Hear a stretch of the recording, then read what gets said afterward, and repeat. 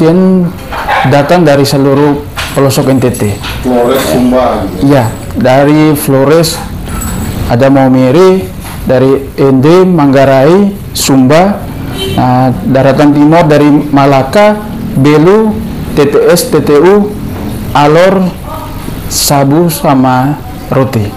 Salah satu tujuan berdirinya Ruang Pasien ini di tahun keempat ini memang kita punya salah satu visi adalah memang memperluas wilayah pelayanan kita, di mana kita ingin mendampingi pasien secara jauh, di mana kita mengarah ke daerah timur.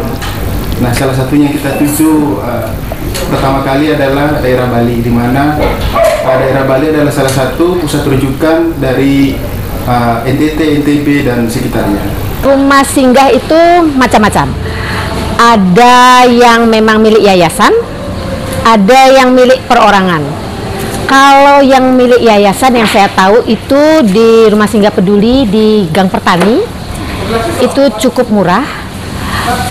Tapi mereka punya aturan sendiri, ya tentunya murah, tapi berarti kurang nyaman sedikit lah. Tapi oke lah untuk kantong bagi pasien yang tidak terlalu banyak mempunyai dana. Mendapat kunjungan dari dua orang anak muda yang berbeda etnis, yang biasanya dikategorikan etnis-etnis yang suka mengambil pekerjaan berisiko tinggi, tapi kemarin mereka justru bercerita tentang kemanusiaan. Itu sangat membahagiakan lah ya. Jangan lupa subscribe. Hai Smart Netizen dan Pasar TV Channel Sanur Post Media Group. Saya didampingi oleh dua anak muda sebagai anak bangsa datang dari dua suku yang berbeda di kawasan Indonesia Timur. Di tengah ini Abrianto Ingratubun. Nah, Ingratubun ini adalah salah satu marga atau farm itu dari Provinsi Maluku. Persisnya di Kepulauan Kei, ya. Kepulauan Kei, Maluku Tenggara. Paling ujung kanan saya itu Bung Dede Da Silva.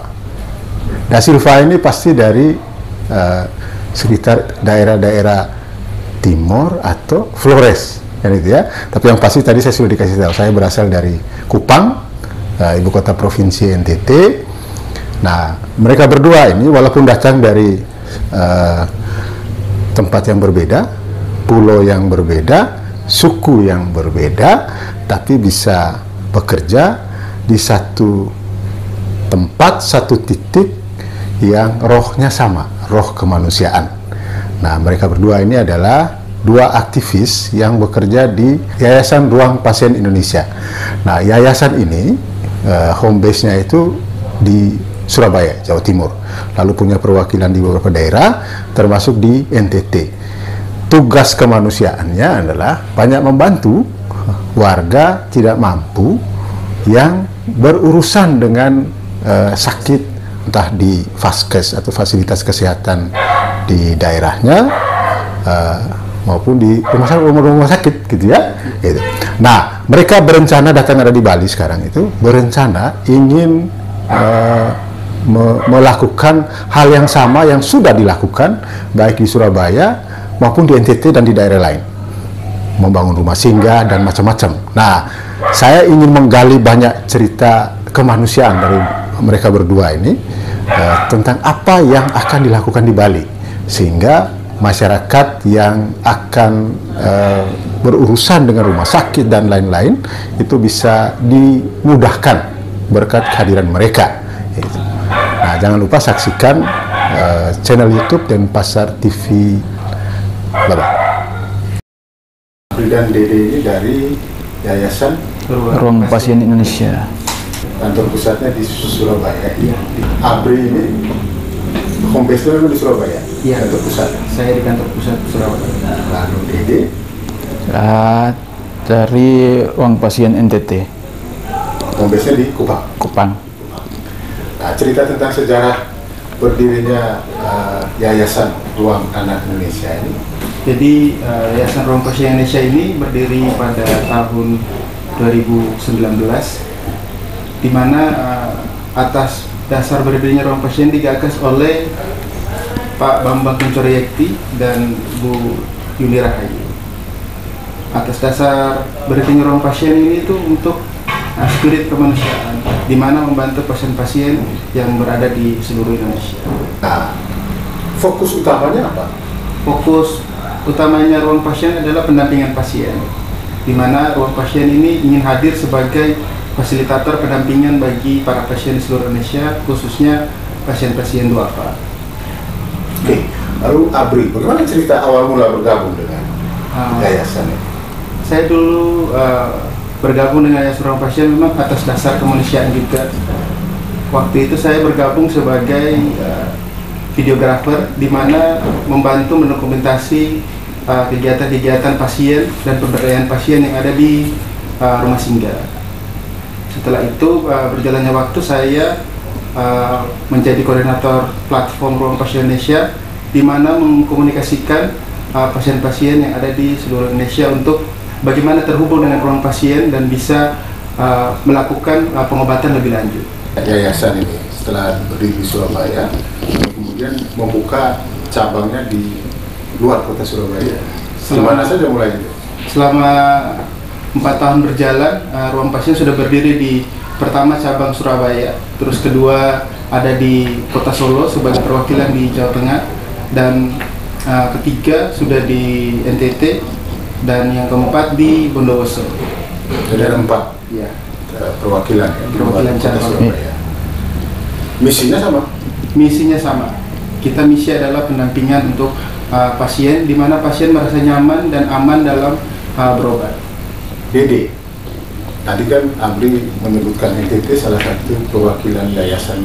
Awal mula berdirinya yayasan di Kupang, bagaimana ceritanya? Awal mula ruang pasien masuk ke NTT itu pada saat itu terjadinya badai Seroja pada tanggal 3 April 2021. Disitulah kita ditemukan sama Yayasan Ruang Pasien Indonesia. Kebetulan sebelum bertemu sama Yayasan Ruang Pasien Indonesia, saya sendiri sudah mempunyai niat sendiri untuk bergerak sosial bersama teman-teman komunitas yang di luar secara pribadi, sehingga pada saat bertemunya dengan Yayasan Ruang Pasien Indonesia, itu langsung saya sendiri tergerak hati masuk bergabung ke Yayasan Ruang Pasien Indonesia. Background saya orang kesehatan, sebenarnya S1 keperawatan, tapi sampai saat ini belum terikat dengan pekerjaan pokok. Saya lebih memilih untuk melayani sesama sosial di luar. Merealisasi atau mewujudkan berdirinya yayasan ini di Kupang, bagaimana awal mula cerita ketika realisasi itu kemudian dilakukan? Ketika kita ditemukan waktu itu kita langsung dipertemukan sama founder dan ketua yayasan sendiri. Jadi itu pertemuannya tuh sama teman-teman yang ada di NTT sendiri. Kebetulan ketua yayasan sama foundernya ke NTT tidak memiliki fasilitator yang untuk mau ke lokasi bencana yang terjadi di Malaka. Jadi di situ ada teman-teman yang mempertemukan ketua yayasan sama founder ruang pasien Indonesia dengan kita. Terus kita mulai pada saat pertemuan itu kita bekerja sama untuk membantu saudara-saudara kita yang terkena bencana. Yayasan ini berdiri di Kupang, lalu setelah bencana lewat, penanganannya itu justru di luar urusan bencana alam.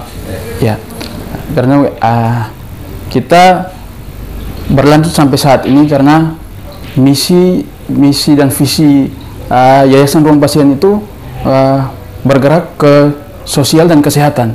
Jadi di situ banyak sekali saudara-saudara kita yang di NTT, khususnya di daerah-daerah pelosok, yang menderita entah sakit dibawa ke rumah sakit, bahkan ada yang tidak pernah berobat ke rumah sakit. Itu dari Yayasan Ruang Pasien Indonesia ini bisa membantu memfasilitasi pengobatan pasien-pasien yang atau saudara-saudara kita yang membutuhkan pertolongan tersebut. Bermacam-macam penyakit yang di NTT yang kita tangani, baik kanker, tumor, bibir sumbing, pasien jantung, itu banyak sekali. Nah, setelah itu yang kita temukan di lapangan maupun di rumah sakit. Tapi mereka ini rata-rata memang berasal dari keluarga tidak mampu. Ya, ada yang betul-betul berasal dari keluarga tidak mampu, ada juga berasal dari keluarga tidak mampu. Mungkin pada saat dia berobat ke rumah sakit, biaya yang dia punya itu sudah dihabiskan di rumah sakit tersebut, sehingga dia mau melanjutkan pengobatan. Misalkan dia dapat rujukan keluar daerah, dia sudah kewalahan pada biaya. Nah, entah tidak tahu lagi dia mau cari bantuan dari siapa untuk melanjutkan pengobatan. Mungkin di situ dia mendapat berita bahwa ada yayasan ini bisa membantu mungkin. Jadi coba hubungi yayasan ini. Jangan sampai mereka bisa memfasilitasi saudara berobat ke Bali atau ke Surabaya. Nah, yang dibantu oleh yayasan ini apa saja biasanya? Apakah berupa biaya kesehatan di rumah sakit misalnya, atau sekedar menjembatani agar proses penanganan di rumah sakit itu bisa lebih lancar, atau dua-duanya? Yang kita bantu memang kalau seperti pasiennya tidak mampu sama sekali, berarti kita membantu memfasilitasi dari biaya pengobatan, administrasi administrasi misalkan seperti dokumen-dokumen pasien yang belum lengkap, kita memfasilitasi itu, terus sama biaya pengobatan bila mana pasien itu butuh dirujuk ke rumah sakit luar daerah. Ceritanya Dede ini kan datang dari Kupang, ya kan? Lalu Abdul datang dari Surabaya. Memang sudah janjian ya untuk ketemu di Denpasar ya? Iya. Lalu rencana di Denpasar ini apa? Rencana saya sama Mas Abri di Denpasar ini tujuannya sama, satu tujuan dan punya satu visi misi, yaitu membuat salah satu program Ruang Pasien Indonesia yang sudah berjalan kurang lebih 4 tahun ini ada di Denpasar. Nah, fokusnya nanti pelayanannya khusus untuk orang NTT yang dirujuk ke Bali atau daerah lain? Baik, fokusnya bukan hanya untuk saudara-saudara dari NTT, tapi kita fokus untuk semua saudara-saudara kita yang berada di se-Indonesia. Tidak menutup kemungkinan untuk yang lain. Jadi kita menghimpun semua, membantu semua, tidak hanya NTT, tidak hanya NTB, tidak hanya Maluku atau Ambon, tapi kita menghimpun se-Indonesia. Kita membantu se-Indonesia. Ya, menarik ya, karena Anda berdua latar belakangnya kan berbeda ya, sebagai anak bangsa dari suku yang berbeda, tapi ketemu kemudian. Kalau Abri saya dari Maluku. Dari Maluku ya. Lalu persisnya saya dari Maluku Tenggara, persisnya di Kepulauan Kei. Dan kemudian merantau ke Surabaya. Saya merantau ke Surabaya, menyelesaikan kuliah di Surabaya, lalu memilih bergabung di Ruang Pasien sampai hingga saat ini. Terus latar belakang pendidikannya apa sebenarnya? Saya kuliahnya ngambil teknik informatika. Jadi sebelumnya memang saya punya kemampuan di bidang videografi dan fotografi. Nah, karena saya waktu itu mempunyai kemampuan itu, akhirnya saya merasa bahwa dari kemampuan saya ingin membuat sesuatu. Jadi saya memilih untuk bergabung di relawan Ruang Pasien Indonesia. Oke, kamu sebenarnya Abri ini videografer. Siap, saya awal bergabung di ruang pasien sebagai videografer. Pengalaman paling mengesankan apa selama sejak berdiri ini terus bergabung di yayasan? Selama bergabung di ruang pasien sih banyak hal yang menurut saya itu sangat memberikan kesan sendiri terhadap saya, dimana sejauh ketika saya merantau ke sini melakukan kuliah, terus menyelesaikan kuliah saya memilih masuk ke ruang pasien Indonesia. Banyak sekali cerita-cerita, banyak sekali kisah-kisah pasien yang memang mungkin bagi orang lain itu hal biasa, tapi bagi kita itu adalah hal luar biasa, di mana pasien-pasien dari seluruh Indonesia mereka datang ke kota-kota rujukan mereka melakukan pengobatan dengan segala upaya, segala perjuangan mereka.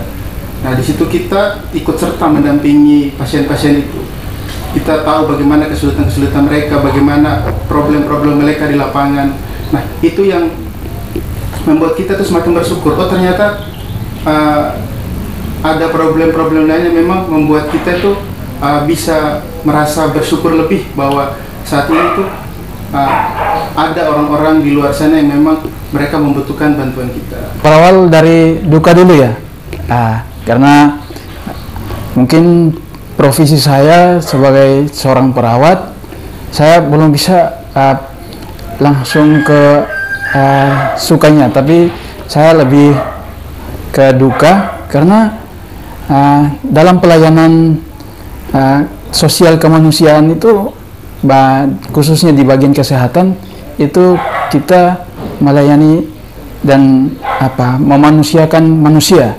Jadi kita perlu mendekatkan diri lebih eratnya kepada pasien dan keluarga pasien. Kamu sebenarnya Abri ini videografer. Siap, saya awal bergabung di ruang pasien sebagai videografer. Pengalaman paling mengesankan apa selama sejak berdiri ini terus bergabung di yayasan? Selama bergabung di ruang pasien sih banyak hal yang menurut saya itu sangat memberikan kesan sendiri terhadap saya, dimana sejauh ketika saya merantau ke sini melakukan kuliah, terus menyelesaikan kuliah saya memilih masuk ke ruang pasien Indonesia. Banyak sekali cerita-cerita, banyak sekali kisah-kisah pasien yang memang mungkin bagi orang lain itu hal biasa, tapi bagi kita itu adalah hal luar biasa, di mana pasien-pasien dari seluruh Indonesia mereka datang ke kota-kota rujukan mereka melakukan pengobatan dengan segala upaya, segala perjuangan mereka. Nah, di situ kita ikut serta mendampingi pasien-pasien itu. Kita tahu bagaimana kesulitan-kesulitan mereka, bagaimana problem-problem mereka di lapangan. Nah, itu yang membuat kita tuh semakin bersyukur. Oh, ternyata ada problem-problem lainnya memang membuat kita tuh bisa merasa bersyukur lebih bahwa saat ini tuh ada orang-orang di luar sana yang memang mereka membutuhkan bantuan kita. Oke, lalu Dede, Dede dari Kupang, dari NTT. NTT ya, dari Kupang NTT. Lalu bisa bertemu dengan Abri yang dari Maluku ini mengurus urusan kemanusiaan, gitu ya? Iya. Ceritanya ya. Nah, pengalaman paling mengesankan Dede selama bergabung ini apa? Oh iya, baik.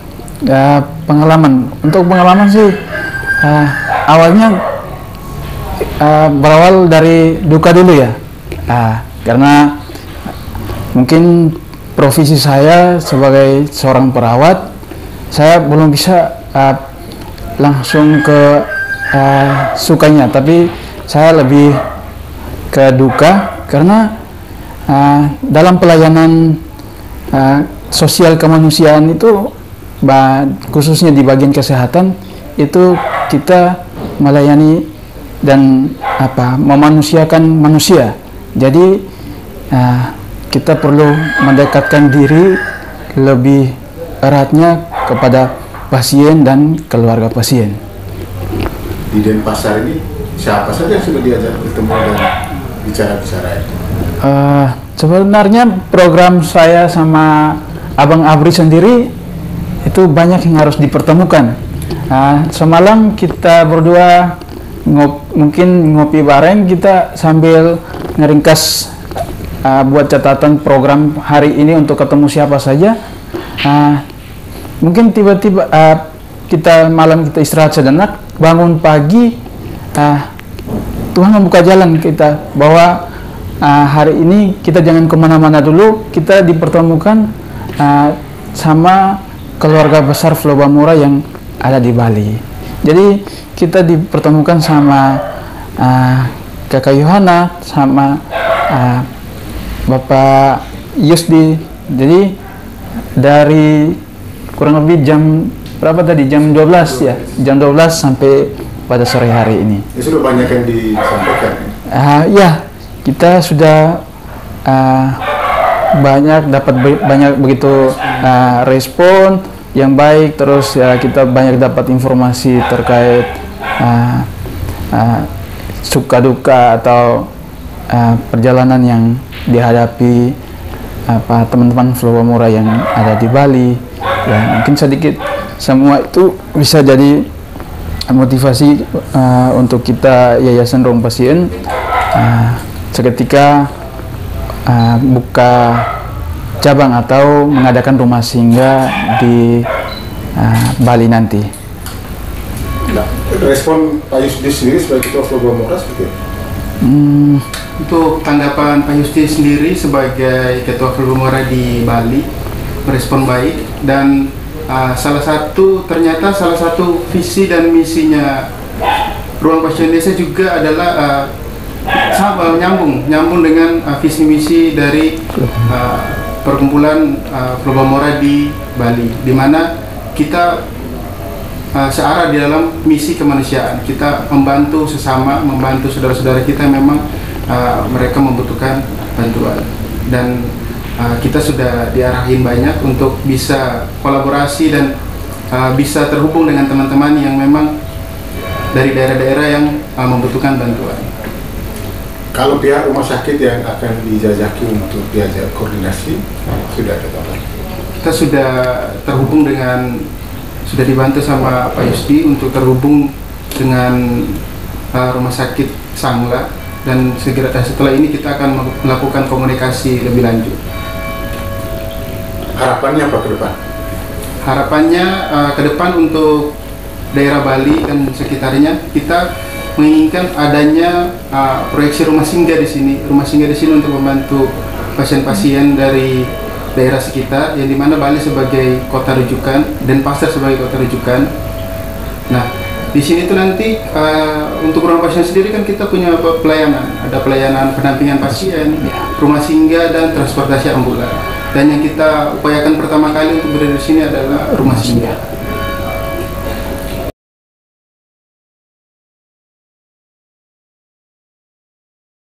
Rumah singgah itu macam-macam.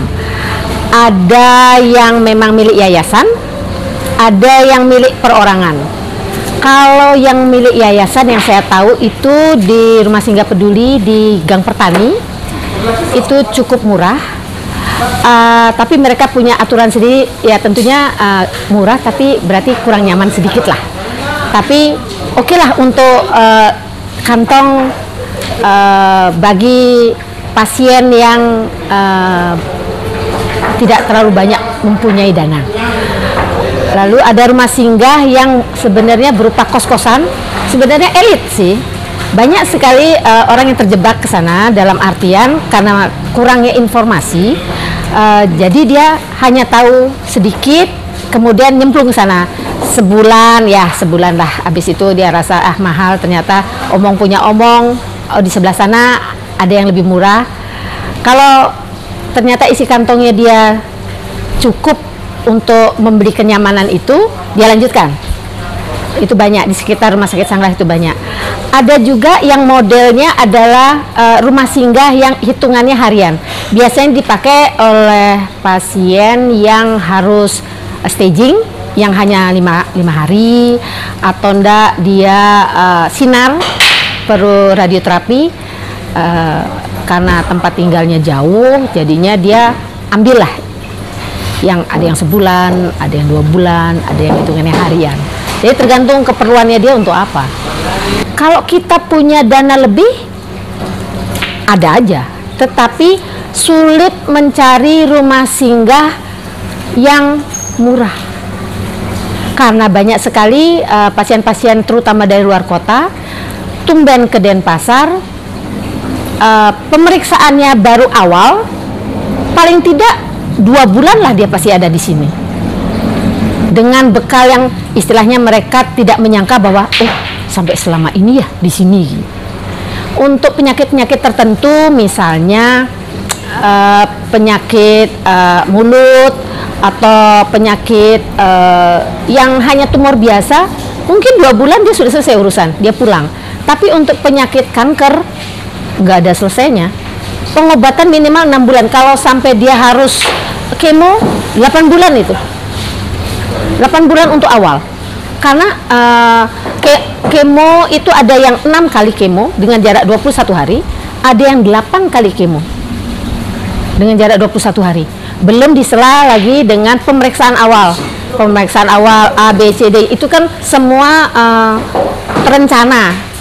Jadi kalau kita salah ngambil jam dalam artian karena kita tidak tahu kita mendaftarnya bagaimana, kemudian kita dapatnya siang, baru masuk poli 2:30, kita harus cek darah, lab cek darah sudah tutup. Jadi kita cek darahnya besok pagi. Itu berarti kita sudah buang 1 hari. Itu juga berkaitan dengan rumah singgah, berarti rumah singgah kita 16 hari ya. Demikian juga dengan pengecekan lainnya. Karena ada rumah sakit Sanglah itu kadang dia ingin mengecek kondisi terakhir yang sebenar-benarnya, karena kalau pemeriksaan darah itu gugur dalam waktu 7 hari. USG kalau misalnya itu kalau dirasa bahwa agak meragukan hasilnya atau bagaimana, mereka ulang kembali karena mereka ingin tahu pasti kondisi pasien ini sebenarnya bagaimana. Rata-rata mereka yang berobat ke rujukan dari luar kota ke Denpasar, untuk bisa berobat ke Denpasar aja dia pinjam uang. Mereka pikir 2 bulan selesai, ternyata 3 bulan belum apa-apa.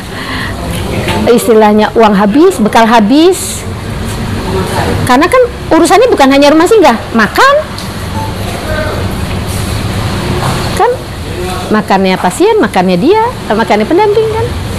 Kebetulan dari awal 2017 saya ketahuan kanker. Saya kanker payudara, waktu itu stadium 3. Jadi saya mulai pengobatan itu Januari 2017. Saya dirujuk ke Sanglah itu awal Februari. Treatment semua sudah saya selesaikan sampai terakhir saya kemo 5 kali, berakhir bulan Juni. Bulan Juli pertengahan awal saya Juni saya angkat payudara, operasi mastek istilahnya. Juli saya kemo terakhir.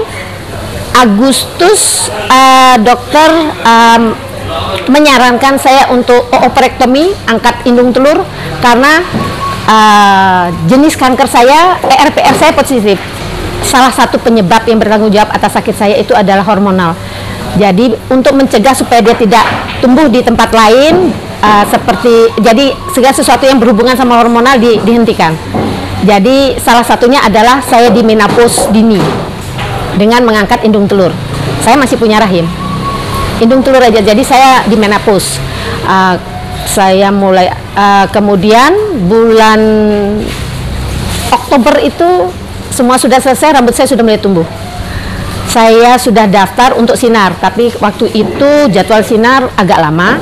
Saya baru dapatnya 1 Maret 2018. Tentunya saya bertanya dulu sama dokter yang nangani saya, apakah untuk jenis yang kanker yang saya ini saya masih bisa menunggu sampai 6 bulan. Dia bilang aman. Jadinya saya menunggu, karena kalau misalnya dokter bilang enggak, harus segera, dia akan minta kita sebagai pasien itu untuk dirujuk sinar di wilayah lain yang tidak terlalu panjang daftar tunggunya. Karena di sana kan alatnya tidak terlalu banyak, padahal pasien yang memerlukan alat itu banyak sekali. Jadi dengan begitu akhirnya berinteraksi dengan Ya, selama menunggu di ruang tunggu, main tanya kanan, tanya kiri, tahu kan nunggunya lama, ngobrol ke kanan ke kiri, akhirnya tahu ibu tinggal di mana, oh rumah singgah mana, rumah singgah Pak Wen ada di sebelah sini ini. Jadi informasi seperti itu saya serap, karena suatu saat pasti ada orang lain juga yang perlu informasi seperti itu, karena pengobatan kanker itu bukan pengobatan jangka pendek, jangka panjang dan panjang sekali. Dua anak muda yang kemarin berdiskusi tentang rencana membuat rumah singgah dan lain-lain sejalan dengan mimpi Fobamora juga untuk mewujudkan harapan yang sama. Ya, mendapat kunjungan dari dua orang anak muda yang berbeda etnis, yang biasanya dikategorikan etnis-etnis yang suka mengambil pekerjaan beresiko tinggi, tapi kemarin mereka justru bercerita tentang kemanusiaan. Itu sangat membahagiakan lah ya. Bahwasanya nilai-nilai kemanusiaan itu selalu ada, selalu bertumbuh. Anak-anak muda banyak yang yang akhirnya tergerak untuk itu. Jadi senang melihat ada dua orang anak muda, satunya dari Maluku, satunya dari NTT, bicara soal rumah singgah atau rumah sementara untuk pasien-pasien yang sangat membutuhkan ya, terminal. Dalam perjalanan kami selama ini, kami di lapangan bertemu dan mendampingi banyak mereka yang benar-benar perlu pendampingan, sentuhan, dan juga tempat berteduh yang dekat dengan rumah sakit, dekat dengan perawatan, dekat dengan fasilitas-fasilitas medis yang lain. Rumah singgah ini salah satu untuk pasien ya, salah satu wujud nyata untuk kita berbuat baik pada sesama, begitulah kira-kira. Nah, yang menarik kemarin itu kan juga mereka datang dari etnis yang berbeda. Satu dari NTT, yang satu dari Maluku. Di tengah suasana sempat ada bentrokan di Jogja misalnya, yang disebut-sebut berkaitan dengan kelompok etnis ini. Nah, ternyata mereka datang, ya tidak ada urusan dengan konflik, tapi bicara tentang kemanusiaan. Kalau kita mau lihat begini ya, kalau kita tergantung nih narasi mana yang mau kita angkat, baik itu dari pemberitaan dan juga dari beberapa oknum aparat yang ingin menjadikan sesuatu yang biasa sebenarnya bombastis, satu hal yang biasa lah, menjadi bombastis dengan mengadakan pembedaan yang jelas terhadap etnisnya asalnya, padahal sebenarnya dua anak manusia berantem aja ya. Nanti narasi laporannya mereka buat kelompok A, kelompok B, atau etnis A melawan etnis B, begitu ya. Padahal sebenarnya bilang A lawan B, begitu selesai ya. Tapi kan tidak serem, tidak ada perhatian atasan. Nanti mereka akan datang orang pressing menyelesaikan. Coba diselesaikan dengan biasa-biasa enggak. Jadi lebih banyak lagi adalah kegiatan-kegiatan kemanusiaan yang dilakukan atau dikolaborasikan, disinergikan oleh beragam etnis di Indonesia. Pada dasarnya kita di Indonesia ini kan kayak kekeluargaan kan begitu. Kita kan ketemu dari mana saja. Penolong itu bisa datang dari etnis mana saja. Korban juga bisa datang dari etnis mana saja. Sekarang bagaimana? Kalau ada orang yang menjualan sara, menjadikan dia mendapat keuntungan gitu ya, tanda kutip ya, dia kan omong sara aja. Padahal pekerjaan kemanusiaan ini banyak sekali gitu loh. Dan biasanya orang-orang yang membantu ini bekerja dalam senyap. Orang-orang yang sudah selesai dengan dirinya sendiri gitu ya.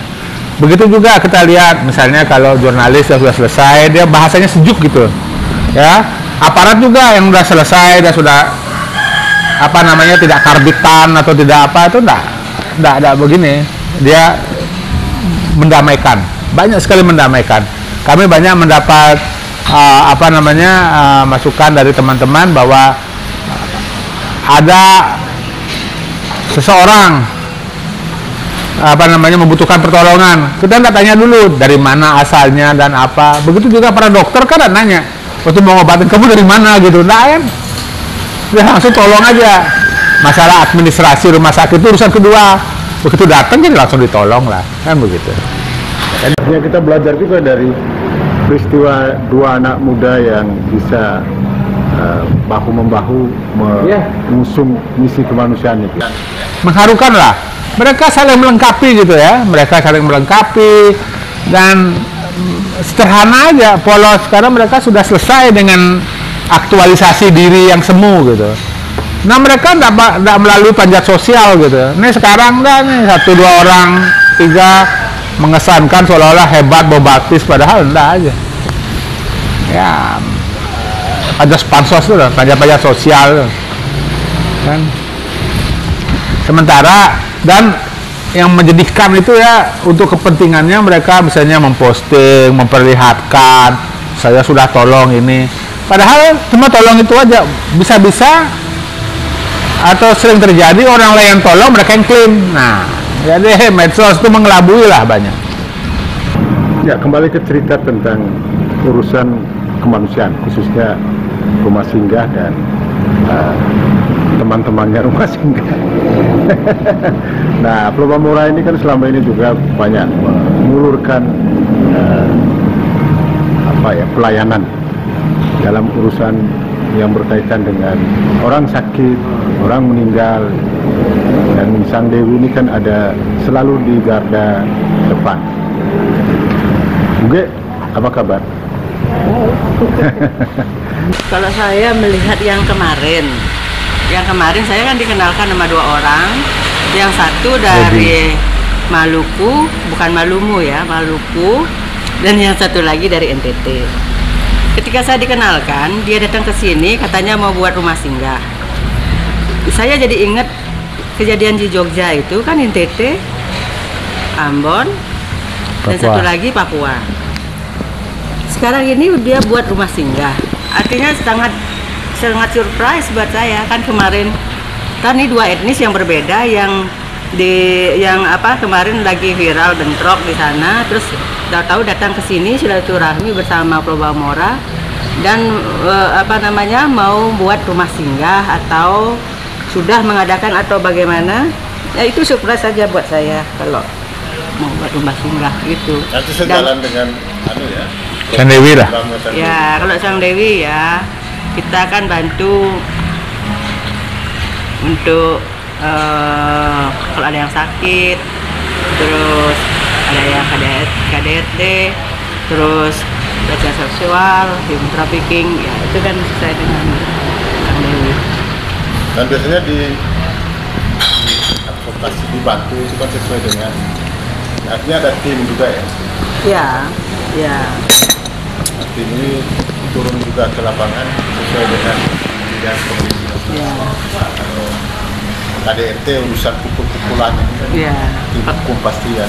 Oh, kalau KDRT itu biasanya kalau korbannya perempuan dan anak, Sang Dewi. Kalau kami bapak-bapak ini yang mengadvokasi ibu-ibu korban KDRT, kami takutnya ada masalah baru di kemudian hari. Kelak bisa, tidak pasti bisa terjadi. Jadi mending kita hindari lah. Tapi saya tambahkan kemarin itu ketika mereka datang, saya langsung aja bilang, ini kan kita kan kerja sosial, ini kan kerja banyak orang. Saya bilang, kamu sudah ketemu saya, mau ketemu dengan ketua Maluku. Saya bilang, wah ini sahabat saya Pak Samuel. Saya kasih kontaknya, mau ketemu, kamu ngobrol. Terus makin banyak orang yang bekerja kan makin baik ya. Jadi kita menyebarkan lah berita-berita kebaikan. Sayangnya kerja-kerja begini atau kegiatan atau simpati, empati seperti ini ya kurang seksi di media pansos yang mendominasi jagat maya kita. Satu lagi mungkin seruan kepada teman-teman media yang kadang-kadang tidak semua memang Tapi ada 1, 2, 3 media barangkali yang masih juga sering menggunakan diksi, pilihan kata yang mengandung unsur sara misalnya. Kalau ada konflik atau bentrokan seperti kemarin, ya suku jangan disebut-sebut lah misalnya. Ya, waktu ada pertemuan di Pedungan itu, kita sampaikan kepada aparat kepolisian, nah, coba instruksikan kepada mereka yang buat laporan.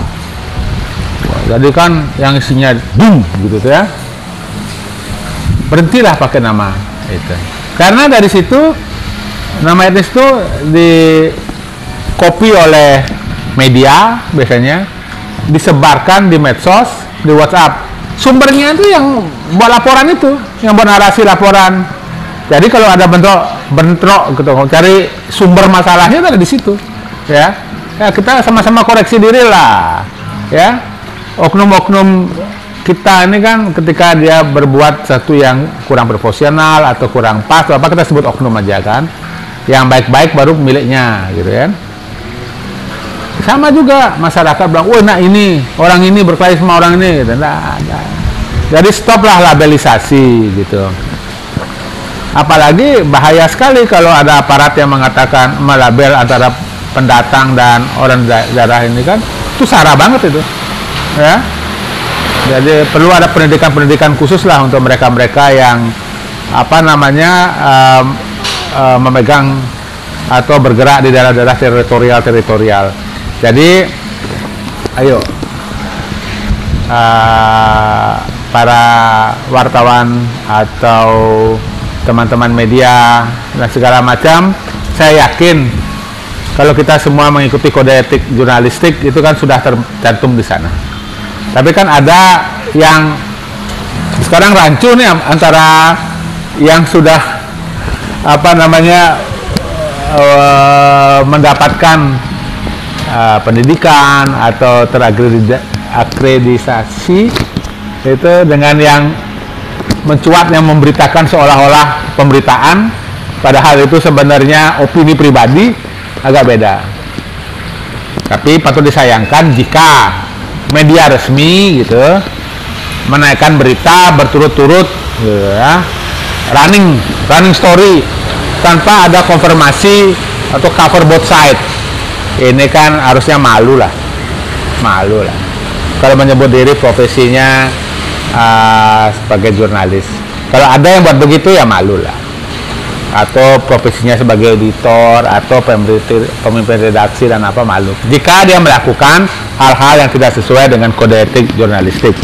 Kalau dia naikkan berita 15 kali atau 17 kali tanpa cover both side, itu ya semua orang bisa menilai sendiri, nggak usah bela diri.